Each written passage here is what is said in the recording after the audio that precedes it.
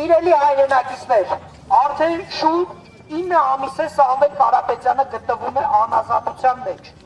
և առաջին օրվանից, երբ հայտարարեց, որ մասնակցելու է Հայաստանում տեղի ունեցող անօրինական գործողություններին, կառավարության, իրավապահ մարմինների ամբողջ թափով սկսեցին բռնաճնշումներ Սամվել Կարապետյանի և իր թիմի նկատմամբ։ Այսօր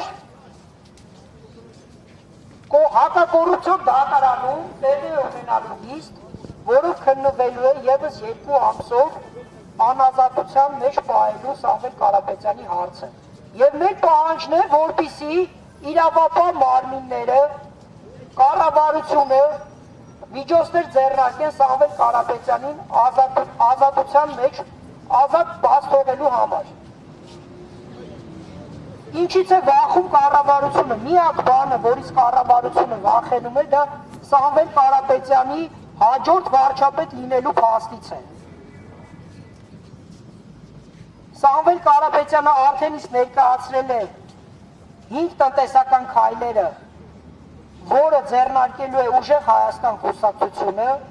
և ես վստահությամբ ձեզ ասում եմ, Սամվել Կարապետյանը լինելու է մեր Հայաստանի Հանրապետության հաջորդ վարչապետը, և մենք ունենալու ենք ազատ ինքնիշխան Հայաստան, ազատություն